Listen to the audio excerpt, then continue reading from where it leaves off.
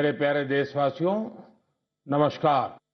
मन की बात में आपका स्वागत है, अभिनंदन है।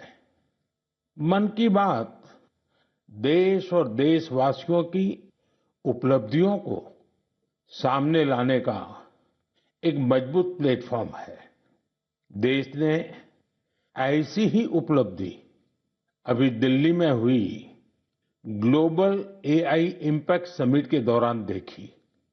कई देशों के नेता, उद्योग जगत के लीडर्स, इनोवेटर्स और स्टार्टअप सेक्टर से जुड़े लोग एआई इम्पैक्ट समिट के लिए भारत मंडपम में एकत्र हुए। आने वाले समय में एआई की शक्ति का उपयोग दुनिया किस प्रकार करेगी, इस दिशा में यह समिट एक टर्निंग पॉइंट साबित हुई है। साथियों, समिट में मुझे वर्ल्ड लीडर्स और टेक सीईओ से मिलने का भी अवसर मिला। एआई समिट के एग्जीबिशन में मैंने वर्ल्ड लीडर्स को ढेर सारी चीजें दिखाई।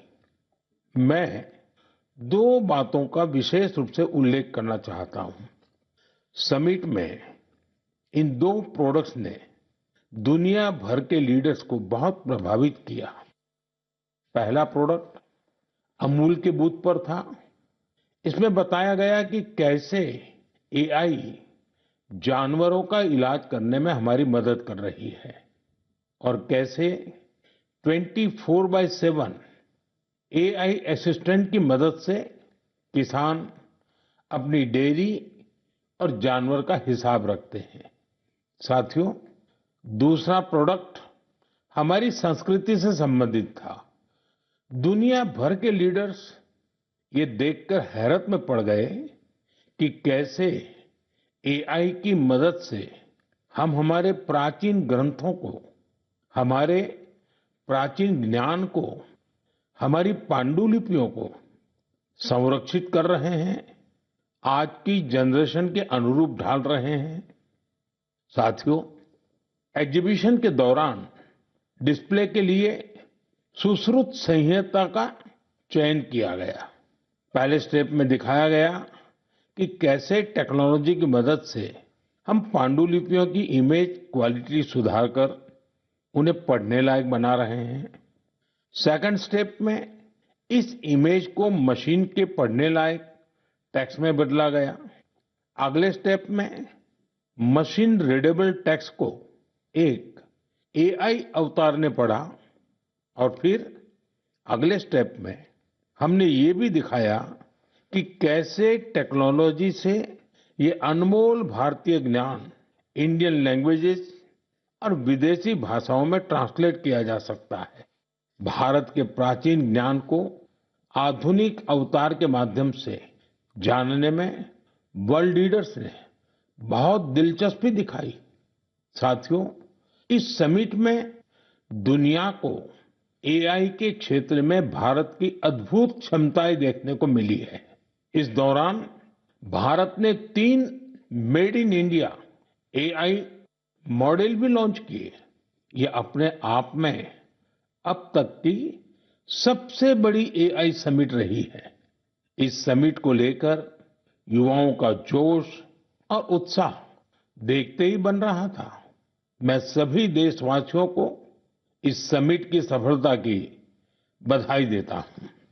साथियों, मैं अक्सर कहता हूं, जो खेले वो खिले। खेल हमें जोड़ता भी है।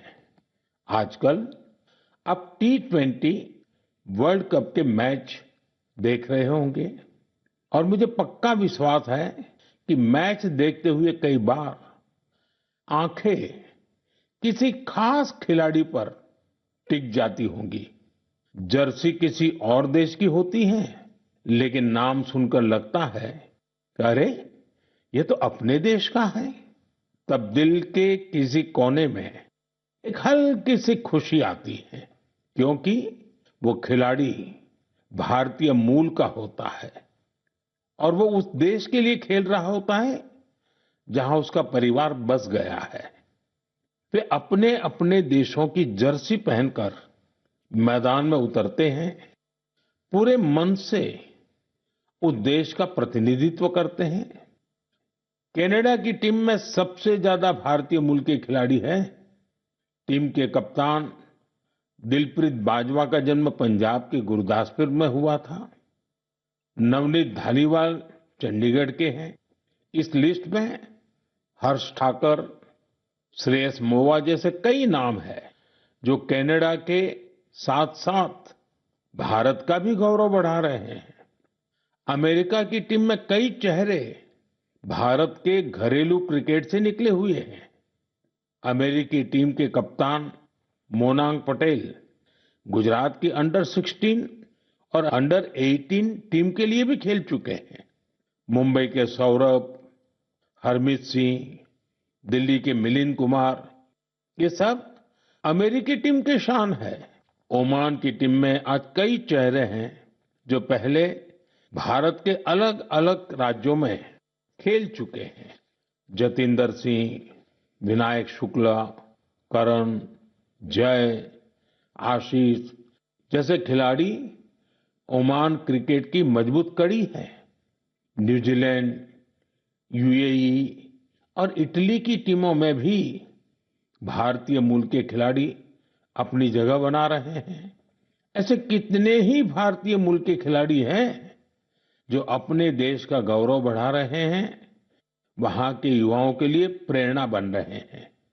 भारतीयता की यही तो विशेषता है। भारतीय जहां भी जाते हैं अपनी मातृभूमि की जड़ों से जुड़े रहते हैं और अपनी कर्मभूमि यानी जिस देश में रहते हैं उसके विकास में भी सहयोग करते हैं। मेरे प्यारे देशवासियों, किसी भी माता पिता के लिए अपने बच्चे को खोने से बड़ा दुख कुछ और हो ही नहीं सकता। छोटे से बच्चे को खोने का दुख तो और भी गहरा होता है। कुछ ही दिन पहले हमने केरला की एक नन्ही मासूम आलिन शेरिन अब्राहम को खो दिया है। महज 10 महीनों में वो इस दुनिया से चली गई। कल्पना कीजिए, उसके सामने पूरी जिंदगी थी जो अचानक खत्म हो गई। कितने ही सपने और खुशियां अधूरी रह गई। उसके पेरेंट्स जिस पीड़ा से गुजर रहे होंगे उसे शब्दों से व्यक्त नहीं किया जा सकता है। लेकिन इतने गहरे दर्द के बीच भी आलिन के पिता अरुण अब्राहम और मां शेरिन ने एक ऐसा फैसला लिया जिससे हर देशवासी का हृदय उनके प्रति सम्मान से भर गया है। उन्होंने आलिन के अंगदान का फैसला किया। इस एक फैसले से पता चलता है कि उनकी सोच कितनी बड़ी है और व्यक्तित्व कितना विशाल। एक तरफ वे अपनी बच्ची को खोने के शोक में डूबे थे, तो वहीं दूसरों की मदद का भाव भी उनमें भरा था। वे चाहते थे कि किसी भी परिवार को ऐसा दिन देखना न पड़े। आलिन शेरिन अब्राहम आज हमारे बीच नहीं है, लेकिन उसका नाम देश के कम उम्र की ऑर्गन डोनर्स में जुड़ गया है। साथियों, इन दिनों भारत में ऑर्गन डोनेशन को लेकर जागरूकता लगातार बढ़ रही है। इससे उन लोगों की मदद हो रही है जिन्हें इसकी जरूरत है। इसके साथ ही देश में मेडिकल रिसर्च को भी बल मिल रहा है। इस दिशा में कई संस्थाएं और लोग असाधारण कार्य कर रहे हैं। साथियों, केरला की आलिन की तरह ही ऐसे बहुत से लोग हैं जिन्होंने ऑर्गन डोनेशन के जरिए किसी को दूसरा जीवन दिया है। जैसे दिल्ली की लक्ष्मी देवी जी हैं। उन्होंने बीते वर्ष केदारनाथ की यात्रा की। इसके लिए उन्हें 14 किलोमीटर की ट्रैकिंग करनी पड़ी। आपको ये जानकर हैरानी होगी कि उन्होंने यह यात्रा हार्ट ट्रांसप्लांट के बाद की। उनका हार्ट केवल 15% ही काम कर रहा था। ऐसे में उन्हें एक डोनर का हार्ट मिला, जिसकी मृत्यु हो गई थी। इसके बाद तो उनका जीवन ही बदल गया। पश्चिम बंगाल के गौरांग बनर्जी 2 बार नाथुला गए हैं। ये समुद्र तल से 14,000 फीट की ऊंचाई पर है। और खास बात ये है कि उन्होंने ये उपलब्धि लंग ट्रांसप्लांट के बाद हासिल की। राजस्थान में सीकर के रामदेव सिंह जी को किडनी ट्रांसप्लांट कराना पड़ा था। आज वे स्पोर्टिंग एक्टिविटी में कमाल कर रहे हैं। साथियों, आपको इस तरह के बहुत से प्रेरक उदाहरण देखने को मिल जाएंगे। इससे ये बात फिर साबित होती है कि किसी एक की नेक पहल न जाने कितने लोगों की जिंदगी बदल सकती है। मैं उन सभी लोगों के हृदय से सराहना करता हूं जिन्होंने ऐसे नेक कार्य किए हैं। मेरे प्यारे देशवासियों, आजादी के अमृत महोत्सव के दौरान मैंने लाल किले से पंच प्राणों की बात कही थी। उनमें से एक है गुलामी की मानसिकता से मुक्ति।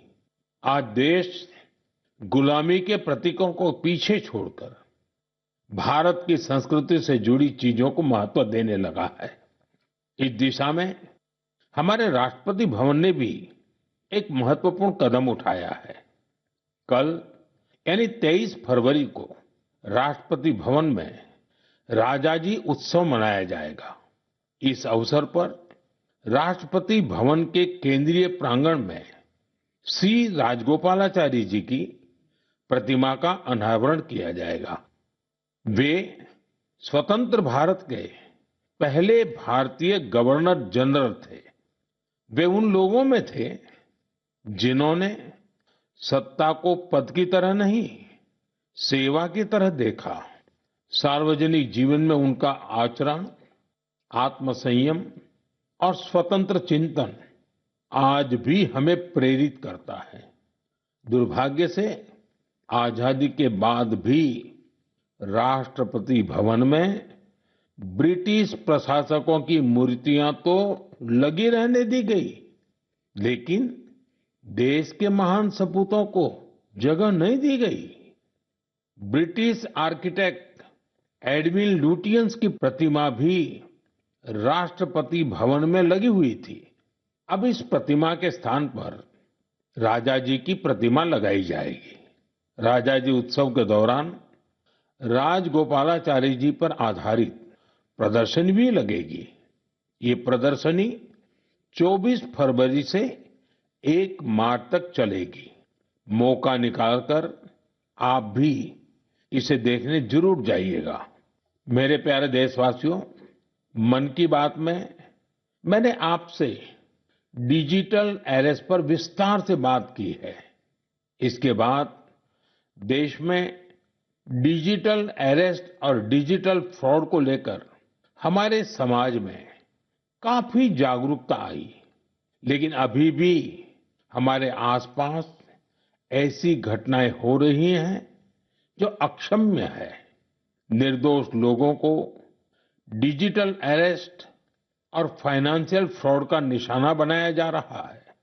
कई बार पता चलता है कि किसी सीनियर सिटीजन की जीवन भर की कमाई ठग ली गई। कभी किसी उन पैसों की ठगी हो जाती है जो उसने बच्चों की फीस जमा करने के लिए बचाए थे। कारोबारियों से धोखाधड़ी की खबरें भी हमें देखने को मिलती हैं। कोई फोन करता है और कहता है, मैं एक बड़ा अधिकारी हूं, आपको कुछ डिटेल्स शेयर करनी होगी। इसके बाद भोले भाले लोग ऐसा ही कर बैठते हैं। इसलिए आपका सतर्क रहना, जागरूक रहना बेहद जरूरी है। साथियों, आप सभी केवाईसी नो योर कस्टमर यानी अपने ग्राहक को जाने, इस प्रोसेस को तो जानते ही होंगे। कभी कभी जब आपको आपसे बैंक से केवाईसी अपडेट या री केवाईसी करवाने के मैसेज आते हैं तो मन में सवाल उठता है, मैंने तो पहले ही केवाईसी करवा रखी है, तो ये फिर क्यों? मेरा आपसे आग्रह है, झुंझलाइए नहीं। ये आपके पैसे की सुरक्षा के लिए ही है। हम सभी जानते हैं कि आजकल पेंशन, सब्सिडी, बीमा, यूपीआई सब कुछ बैंक खाते से जुड़ा है। इसी वजह से बैंक समय समय पर री केवाईसी करते हैं ताकि आपका बैंक अकाउंट सुरक्षित रहे। हाँ, इसमें भी आपको एक बात याद रखनी है, जो अपराधी हैं वो फर्जी कॉल करते हैं, एसएमएस और लिंक भेजते हैं। इसलिए हमें सतर्क रहना है और ऐसे धोखेबाजों के झांसे में नहीं आना है। केवाईसी या री केवाईसी केवल अपने बैंक की शाखा या आधिकारिक ऐप और ऑथराइज्ड मीडियम से ही कराएं। ओटीपी, आधार नंबर या बैंक खाते संबंधी जानकारी किसी को भी न दें। और सबसे अहम बात, अपने पासवर्ड को समय समय पर जरूर बदलते रहें। जैसे हर मौसम के साथ खान पान बदल जाता है, पहनावा भी बदल जाता है, वैसे ही नियम बना लीजिए कि हर कुछ दिन में आपको अपना पासवर्ड भी बदल लेना है। साथियों, हाल ही में भारतीय रिजर्व बैंक ने इन्हीं विषयों पर वित्तीय साक्षरता सप्ताह का आयोजन किया था। वित्तीय साक्षरता का ये अभियान अब पूरे वर्ष जारी रहेगा। इसलिए भारतीय रिजर्व बैंक के मैसेज का ध्यान रखें और अपनी केवाईसी अपडेटेड रखें। याद रखिए, सही केवाईसी, समय पर री केवाईसी, करे खाता सुरक्षित, बने सशक्त नागरिक, क्योंकि सशक्त नागरिकों से ही बनता है मजबूत और आत्मनिर्भर भारत। मेरे प्यारे देशवासियों, हमारे किसान केवल अन्नदाता नहीं हैं, वे धरती के सच्चे साधक हैं। मिट्टी को सोना बनाना क्या होता है, ये कोई हमारे किसानों से सीखे। और हमारा आज का किसान तो परंपरा और टेक्नोलॉजी दोनों को साथ लेकर चल रहा है। और मुझे ये देखकर खुशी होती है कि हमारे किसान अब सिर्फ उत्पादन नहीं, बल्कि गुणवत्ता, वैल्यू एडिशन और नए बाजारों पर भी ध्यान दे रहे हैं। ओडिशा में हिरोत पटेल नाम के एक युवा किसान से जुड़ी जानकारी वाकई बहुत प्रेरक है। करीब 8 साल पहले तक वे अपने पिता शिवशंकर पटेल के साथ पारंपरिक ढंग से धान की खेती करते थे, लेकिन उन्होंने खेती को नए नजरिए से देखना शुरू किया। अपने खेत के तालाब के ऊपर उन्होंने मजबूत जालीदार ढांचा बनाया, उस पर बेल वाली सब्जियां उगाई, तालाब के चारों ओर केले, अमरूद और नारियल लगाए और तालाब में मछली पालन भी शुरू किया। यानी एक ही जगह पारंपरिक खेती भी हो रही है, सब्जी भी, फल भी, मछली भी। इससे जमीन का बेहतर उपयोग हुआ, पानी की बचत हुई और अतिरिक्त आमदनी भी मिली। आज दूर दूर से किसान उनका मॉडल देखने आते हैं। साथियों, केरला के त्रिशूर जिले में एक गांव ऐसा है जहां एक ही खेत में 570 तरह की धान की किस्में लगाई जाती हैं। इसमें स्थानीय किस्में भी हैं, हर्बल किस्में भी हैं और दूसरे राज्यों से लाई गई प्रजातियां भी हैं। ये केवल खेती नहीं, बीजों की विरासत को बचाने का महाअभियान है। हमारे किसानों की मेहनत का असर आंकड़ों में भी दिख रहा है।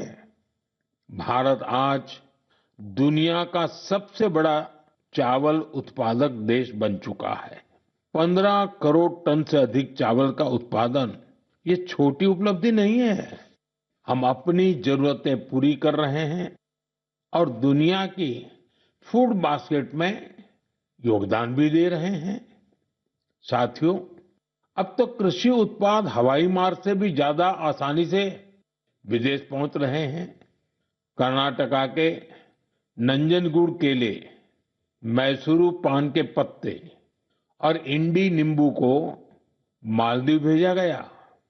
ये उत्पाद अपने स्वाद और गुणवत्ता के लिए जाने जाते हैं और इन्हें जीआई टैग भी मिला है।